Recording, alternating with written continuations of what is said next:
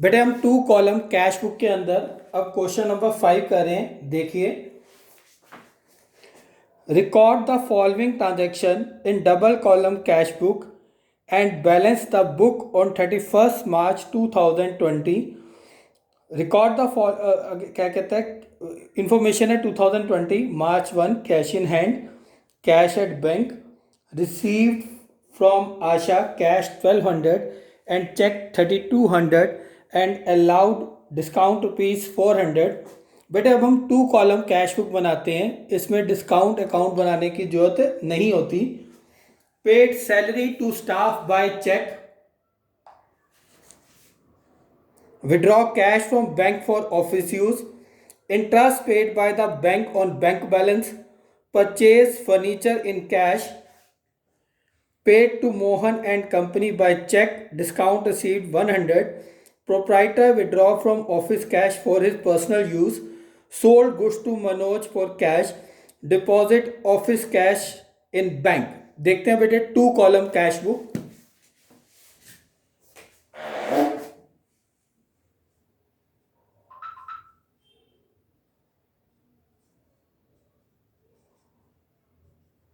बेटे हम इसे 2 कॉलम कैश बुक भी लिख सकते हैं या बैंक कॉलम कैश बुक।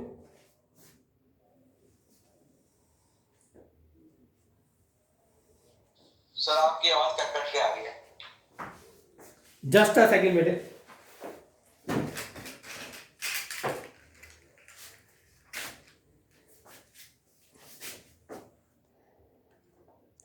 बेटे अब ठीक आ रही है?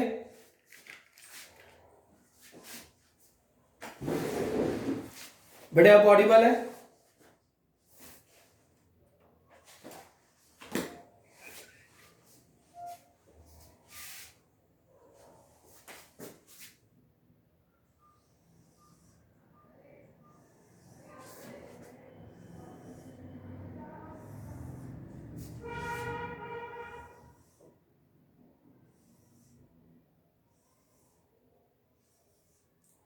ये डेबिट साइड बेटे और right hand side credit side. Date, particulars,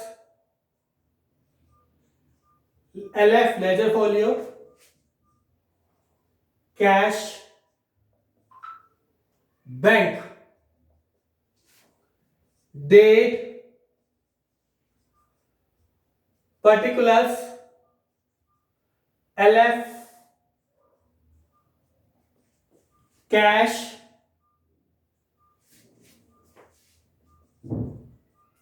bank. बेटे ईयर है 2020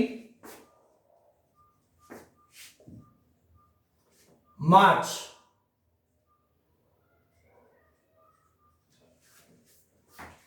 सबसे पहली transaction cash in hand, cash at bank. ये कैश और बैंक का बैंक बैलेंस है। Cash in hand cash balance है, cash at bank bank balance है। ये हमारी एसेट्स है, एसेट्स का बैलेंस डेबिट होता है। बस एक बात याद रखनी है बेटे, मैंने लास्ट क्लास में भी आपको बताया था, कैश वाला कैश वाले कॉलम में और बैंक वाली अमाउंट बैंक वाले कॉलम में। कैश 12,750 और बैंक बैलेंस है 72,400।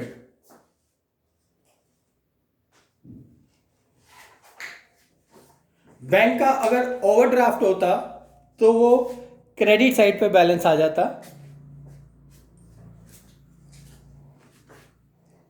बेटे next transaction receive from Asha cash ₹1200 and cheque ₹3200, allowed discount ₹400। आपको आशा से कैश कितना रिसीव हुआ 1200 और चेक कितना रिसीव हुआ 3200। बेटे हम क्वेश्चन में चेक करेंगे क्या आशा का चेक उसी दिन बैंक में डिपॉजिट हुआ है या किसी फर्दर डेट पे। यह हमें कैसे पता लगेगा? यह हमें नेक्स्ट एंट्रीज पढ़नी पड़ेगी। पेड सैलरी, विड्रॉ, आगे कोई भी एंट्री आशा के चेक वाली नहीं है, तो इसका मतलब आशा का cheque on the same day उसी दिन बैंक में डिपॉजिट हो गया, तो कैश कैश वाले कॉलम में आ जाएगा, बैंक बैंक वाले कॉलम में। चेक वाला अमाउंट बैंक वाले कॉलम में। किससे रिसीव हुआ? आशा। बेटे मार्च की 4। हम 2 कॉलम कैश बुक पढ़ रहे हैं, इसमें हम डिस्काउंट का अमाउंट कंसिडर नहीं करते। नेक्स्ट एंट्री है बेटे paid salary to staff by cheque. 25,600 की पेमेंट चेक से हुई है। बैंक बैलेंस रिड्यूस होगा by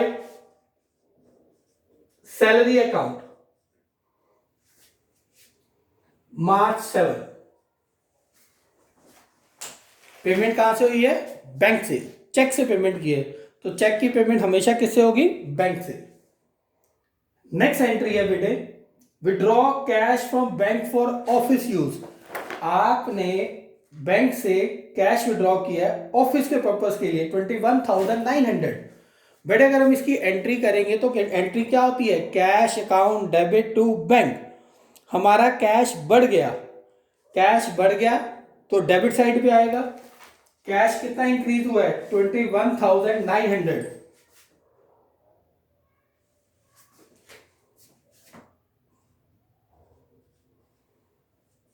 two bank account. Similarly देखिए बेटे आपने कैश विड्रॉ किया है बैंक से, कैश बैलेंस बढ़ गया और बैंक बैलेंस क्या हो गया? कम। एंट्री क्या थी? कैश अकाउंट डेबिट, इसलिए कैश को डेबिट किया। बेटे साइमल्टेनियसली बैंक क्रेडिट भी हो रहा है 21,900 से।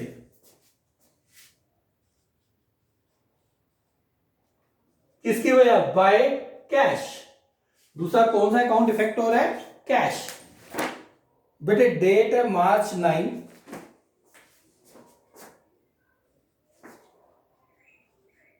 बिल्कुल बेटे, बेसिकली ये एंट्री क्या थी? Cash account debit to bank. मैं यहां रफ करके दिखा रहा हूं, cash account debit to bank. यहां कैश बैलेंस बढ़ा था, डेबिट हुआ, इसलिए कैश को क्या कर दिया? डेबिट। किसकी वजह से बेटे? बैंक। सिमिलरली बैंक क्या हो रहा है? टू यानी क्रेडिट 21,900 से। किसकी वजह से बेटे? By cash. क्योंकि ये लेजर के दोनों तरफ इफेक्ट डाल रही है, कैश बुक के दोनों तरफ इफेक्ट डाला, ये कॉन्ट्रा एंट्री है।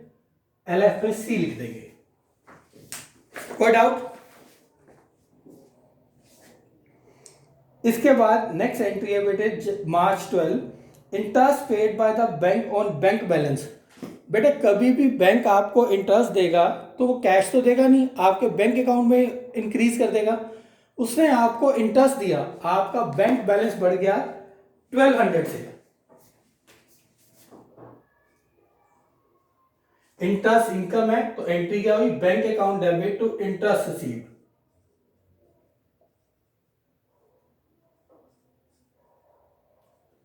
मार्च 12। ध्यान रखनी है, कैश वाली एंट्री कैश में और बैंक वाली एंट्री बैंक में। नेक्स्ट एंट्री बेटे मार्च 16 परचेज फर्नीचर इन कैश। आपने फर्नीचर खरीदा कैश देकर, हमारा कैश रिड्यूस हुआ 16,500।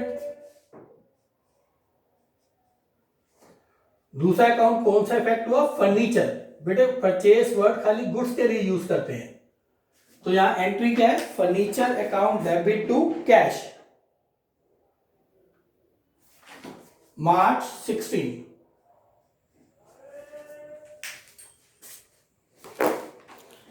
इसके बाद next entry paid to Mohan and company by cheque. आपने चेक 10,900 का पे किया है और आपको डिस्काउंट कितना मिला? 100। बेटे अगेन हम 2 कॉलम कैश बुक बना रहे हैं, इसमें खाली कैश और बैंक का कॉलम है, इसलिए हम इसमें डिस्काउंट को कंसिडर नहीं करेंगे। हमने पेमेंट किया है मोहन को 10,900 चेक से। पेमेंट करेंगे तो बैंक बैलेंस रिड्यूस होगा।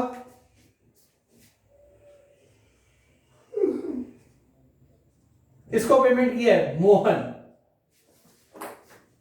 डेट मार्च 21।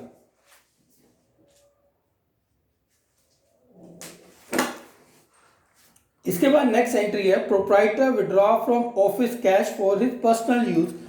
बेटे प्रोप्राइटर ने कैश विड्रॉ किया है।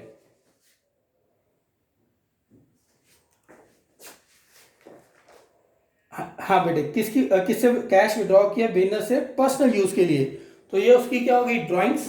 वेरी गुड बेटे। कैश रिड्यूस हुआ 11,600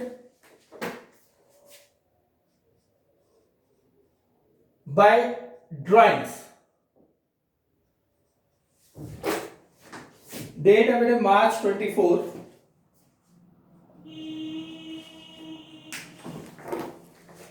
नेक्स्ट एंट्री है बेटे March 29। Sold goods to Manoj for cash. बेटे गुड्स बेचे हैं, एंट्री है कैश अकाउंट डेबिट टू से। कैश आपका इंक्रीज हुआ 14,800 से।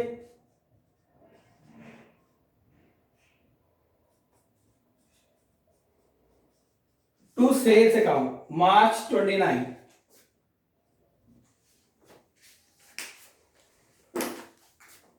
Deposit office cash in bank. March 31 को हमने ऑफिस कैश बैंक में डिपॉजिट कर दिया। बेटे कैश डिपॉजिट किया बैंक में, तो बैंक बैलेंस बढ़ेगा। एंट्री होगी bank account debit to cash. Bank balance increase हुआ, कम क्या हो रहा है बेटे? Cash balance. तो बैंक क्या हुआ? डेबिट। बैंक डेबिट हुआ 21,200 से। दूसरा अकाउंट कौन सा इफेक्ट हुआ? कैश, मार्च 31। सिमिलरली कैश क्या हो रहा है? क्रेडिट।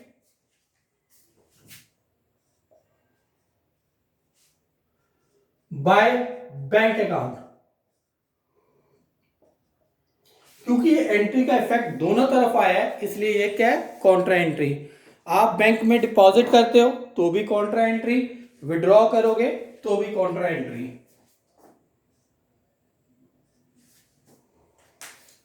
अब बेटे अकाउंट को बैलेंस कर देंगे।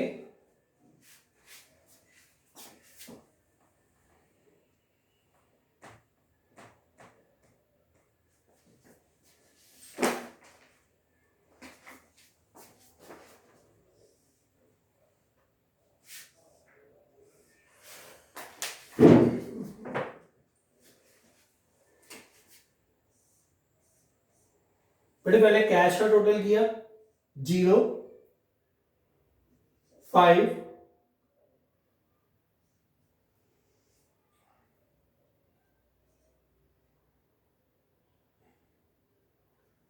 50,650।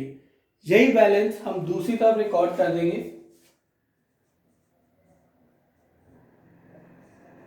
अब बैलेंसिंग फिगर निकालेंगे, वो क्या आएगा? By balance carry down. Same date March 31 पे 0000005 5 6 5 11 13 3 16 7 8 9 1 10 2 3 2 5। बैलेंसिंग फिगर बची बैलेंस कैरी डाउन 1350। इसी कैरी डाउन को दूसरी तरफ टोटल के नीचे उतार देंगे। मार्च के बाद बेटे अप्रैल 1 टू बैलेंस ब्रॉट डाउन। इसी तरीके से बैंक का भी बैलेंस करेंगे।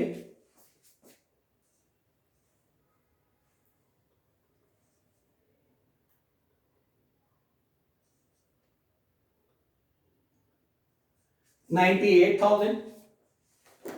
यही सेम टोटल दूसरी तरफ लिखेंगे बेटे।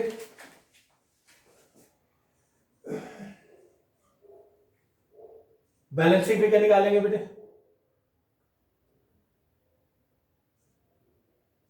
दोनों 24 से 30 से 5 8 9 18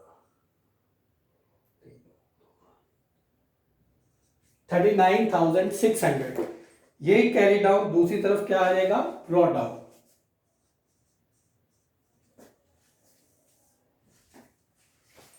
समझ आ गया बेटे?